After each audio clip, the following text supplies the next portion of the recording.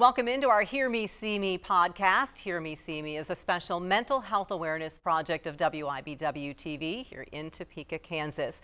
As we kick off May's Mental Health Awareness Month, we are blessed to be joined today by a member of the family that really revolutionized psychiatry and psychological care and how we have come to understand mental health in this country. Dr. Walt Menninger, thank you so much for being here. You overestimate what we did, but thank you. Well, I will say that I had just shared with you, I was originally a psychology double major in college before I decided I wanted to get out of school. But in the textbooks was this mention of the Menninger family. And we studied some of the things of Dr. Karl. And then I came here to Topeka and realized, oh, the Menninger Clinic is a real place in a real city in the country. And over the years have come to know you as well. When you think back on your family's history, what was the change? What was the approach to mental health that your family started to take? I've been thinking about that from a number of respects because I've been in the process of putting together a memoir and trying to understand what was different. And when the Menninger Clinic started in the 1920s, you didn't have medications. You didn't have a lot of extra treatment techniques, and the challenge was to try to understand what was the base of the trouble that individuals had that had interfered with their being able to function normally. And could you set up an environment, could you create a therapeutic environment which addressed their psychological personal needs, so that if one, for instance, viewed depression as one's anger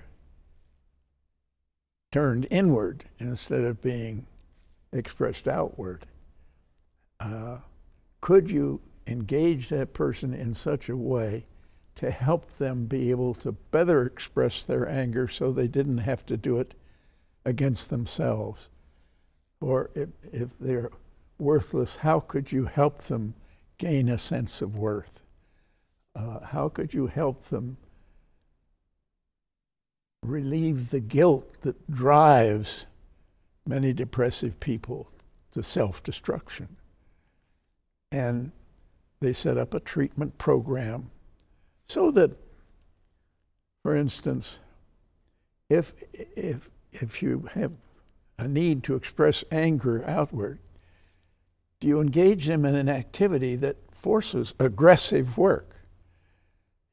For instance, in doing ceramics, working with clay, the first thing you have to do before you can do anything with the clay is to get the air out of it.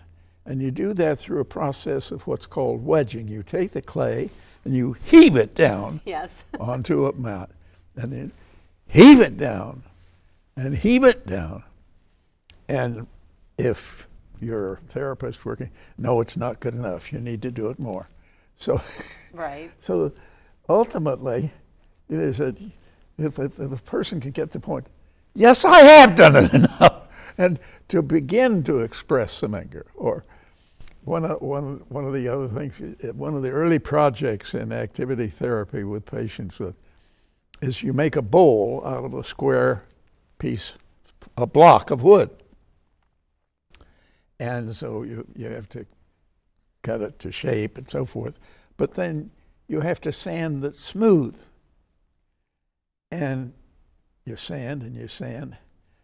And no, it's not smooth enough. No, you can't. Until the individual can finally accept or be able to express some of that anger they've been turning inward on themselves out and learn appropriate ways while engaging in activity that is, in effect, therapeutic. So setting up a program that in a person's entire daily activity involved activities that had a therapeutic sense in dealing with the symptoms. Usually the basic emotions that get us in trouble are love and hate. And so it's a matter of working out a therapeutic plan. And this was something that my father refined in the early days of the then Menninger Sanitarium. People would come, and the diagnostic process would try to address what were the blocks, what were the symptoms, and then you'd set up a daily schedule of activities that were therapeutic. This before you had all of the psychotherapy, psychopharmacological adjuvants, drugs that we have today. I feel like what I'm hearing is twofold. One, the approach was starting from the belief that people can be helped. Yes. Which was a little bit of a change in thinking. I think we hear stories of the olden days where, well, they would just go and they would send, you know, Aunt Ethel away, or Mr. So-and-so would be never to be seen again because he went to the home, or, you know, whatever they would call it back then. You were starting from a place and a belief that people can be helped. And then the activities give a person purpose. And they give both address various psychological blocks, impediments, etc., as well as an affirmation process. But I don't know that we fully understand how some of the drugs work. In the sense that there's been a lot of refinement of the study of neurochemical processes in the brain and what transmitters and so forth are influence mood and the like, and that's an area, a field that is gone beyond my comprehension. I don't try and understand it. From the behavior standpoint, though, how did one of the things that you were known for developing, and I didn't realize this until I did a little bit of extra reading about you, sir, the positive curve and the negative curve. Well, how things that impact us positively go one way, how things that impact us negatively go another way. It's almost a bit of a precursor to what today we would perhaps call trauma-informed care. You know, those positive and negative things. What was it that you surmised? Well, that's a kind of a different area. What I was involved in, what I learned when I was a consultant to the Peace Corps for several years. And when we looked at what the experience of being a Peace Corps volunteer involved and how the mood changed and their functioning changed over their 2-year cycle, and we did conferences at the completion of the service of the volunteers and got them to tell us when were the rough times, when were the good times, whatever, and put together this kind of curve we could predict of anxiety at the time of arrival and various sorts of things, and then after one has been there for a period of time, one faces up to how it isn't quite up, doesn't come up to expectations, so that what we called, we had a first crisis of arrival, then we had a crisis of engagement, and there was a time when people might get discouraged and function less, and then when they adapted after that, learned to cope with that, they mastered the situation, and we had the crisis of acceptance. And then because it was a time-limited experience, there was then an end stage,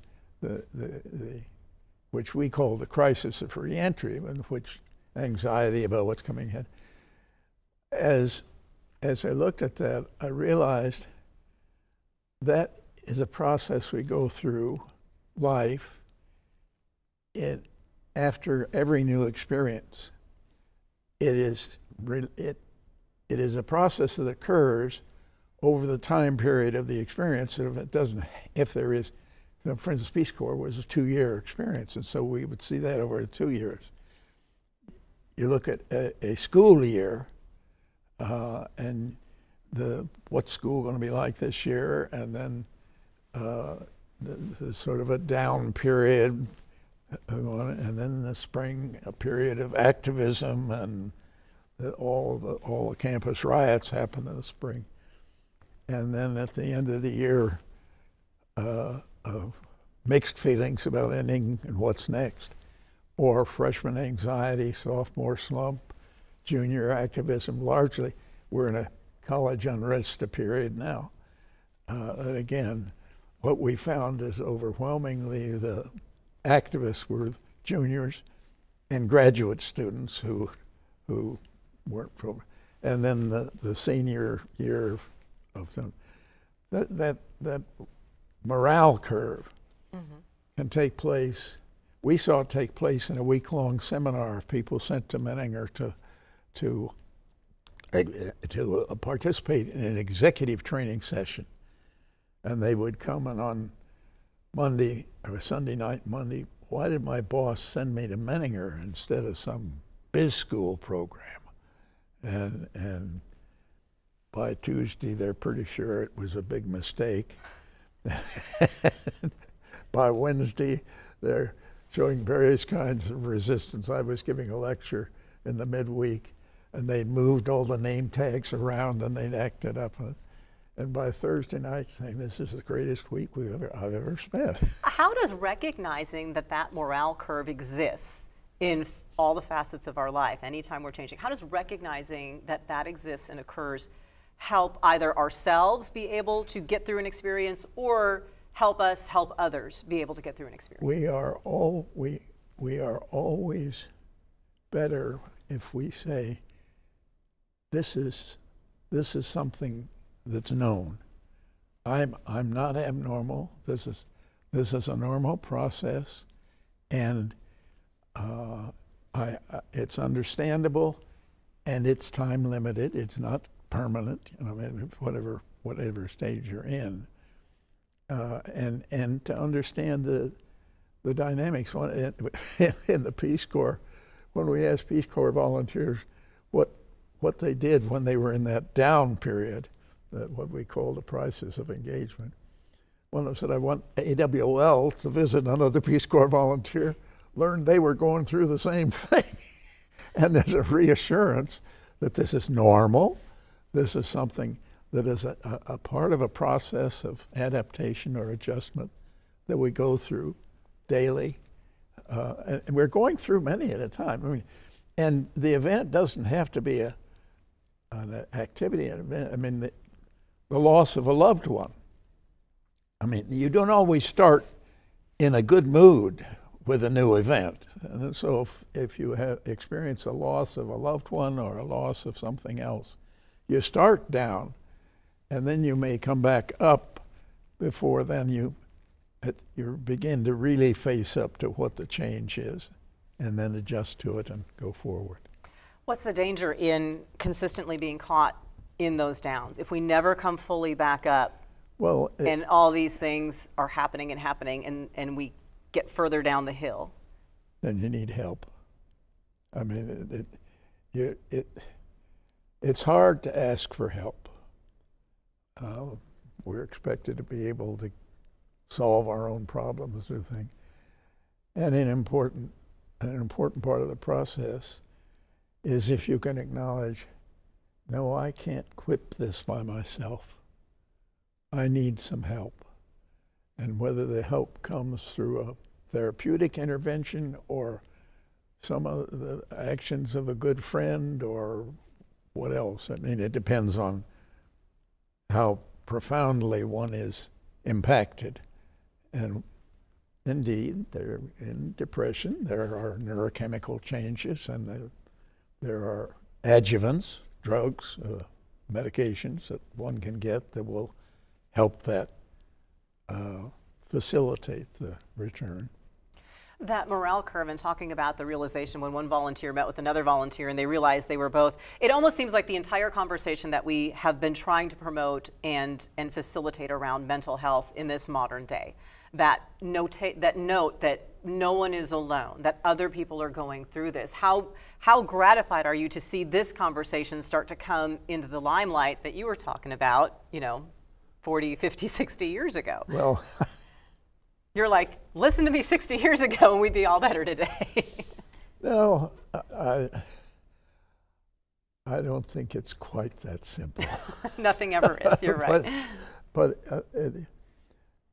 it is gratifying if people, if you can use or translate such phenomena in a way that people can learn from it and can apply it and be reassured by it, so that their own ability to cope is enhanced. And that's most satisfying.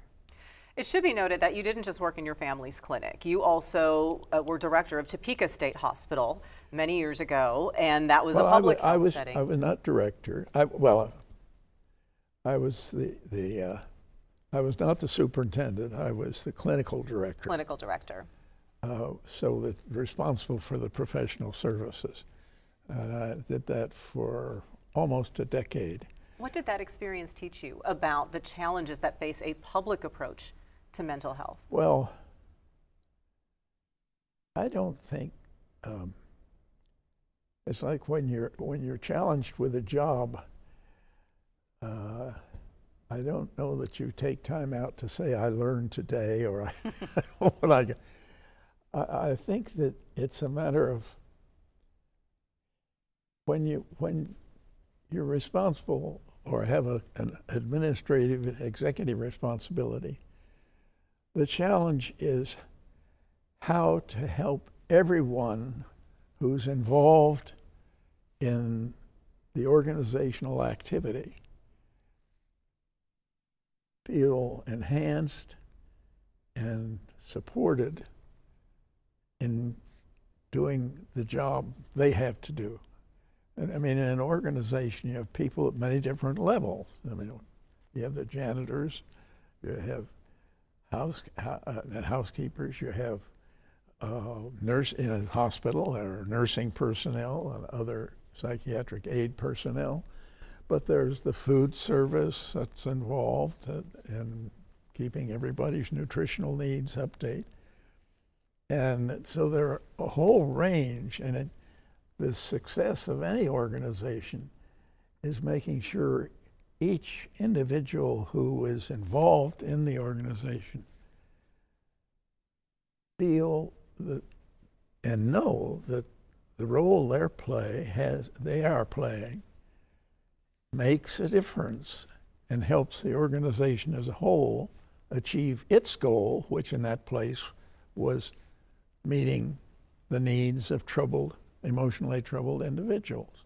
And and recognizing in a hospital that while you have individuals who are patients, they have families.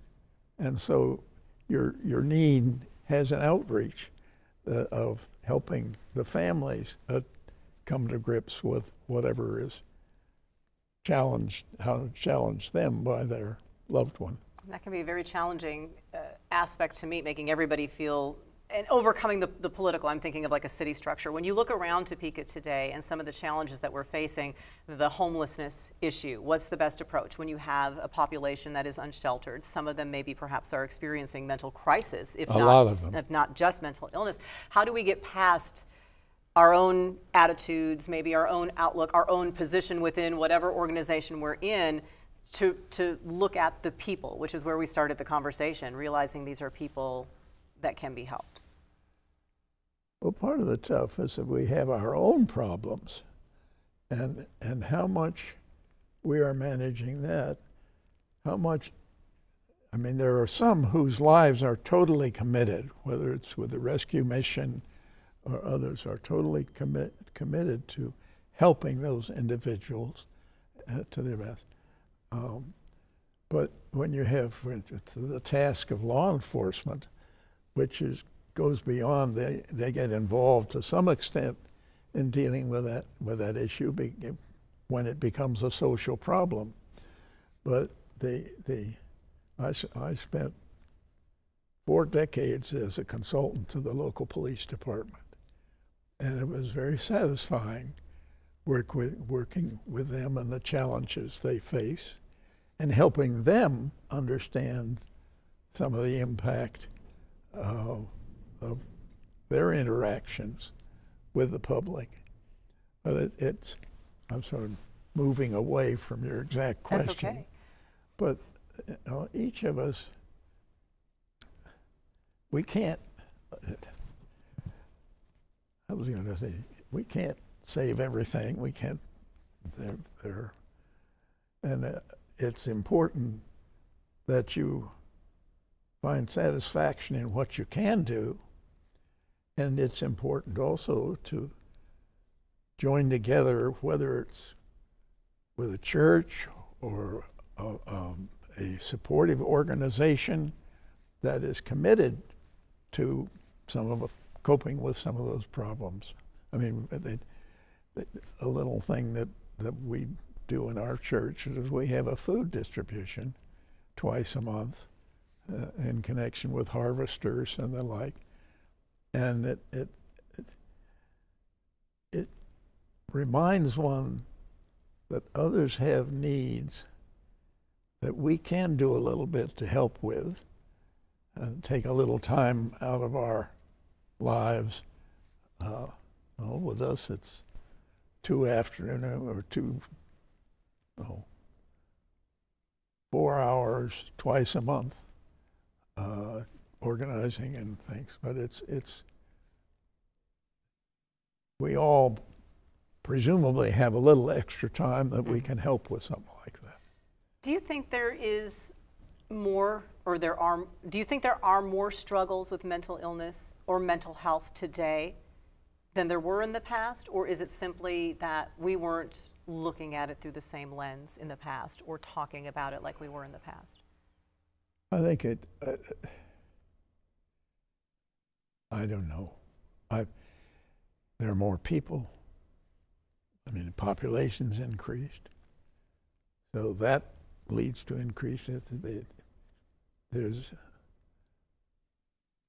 adjustment. We all have our adjustment problems, but clearly some are better able to cope.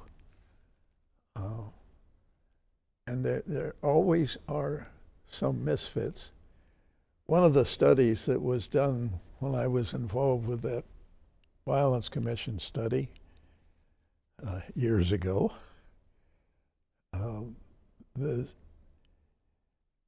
they did a study in Philadelphia of delinquent youth, and they found they found about 4 to 6% of the delinquent youth committed an overwhelming percentage of the disruptions of the crimes and whatever. 94% of us existing manage to function pretty well. We may have a little upset here and there, but go on. But in terms of disrupting with criminal-like behavior or offensive behavior, our challenge is how do we deal with that 4 to 6% of the population? Most people are good and want to do good, and how do we provide opportunities to enhance that? That's something. There's no question that being able to help others helps oneself. We are enhanced by helping others. You are 92 years old now, is that correct, sir? Yes. It's been interesting to see your renaissance, for lack of a better way to put it. I see you out and about. I see you with young people. I see you involved in music and the arts. And I currently serve on the session, the governing body of my church, First Presbyterian, Topeka. And I was put on the session because the pastor saw how I was connecting with some teenagers. And I'm ostensibly the member of the session officially relating to the youth program. I thought that's kind of amusing. How does that work? And how does staying in touch with that next generation help you maybe understand a bit, maybe apply the lessons that you've learned from the past to see if they're still relevant today? And what do you pass along? You'd have to ask them. This old man who sits and they're very solicitous of me. But it's like one continues to be stimulated as you see others developing. And I don't know that I've got a good answer for that. But it is fascinating to me to be able to keep in touch with what's going on. At this point, I'm still singing in the choir. I don't know that I'm contributing that much, but there is a lot of kind of how's the best way to express it? A mutual feeling of enhancement. That because I think the kids kind of feel good about the old man, and they and after the service on Sunday, and we have some refreshments in the hall afterward, and one of the kids will come up and say, "What can I get you?" So that's how you benefit. They bring you your snack. Yeah. What would be the number one thing, Dr. Walt, that we need to keep in mind when it comes to maintaining our mental wellness?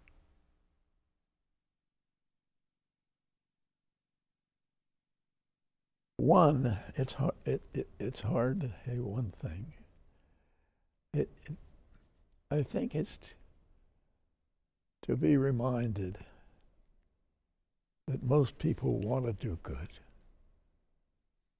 And how can there be mutual opportunities for us to make each other feel good? And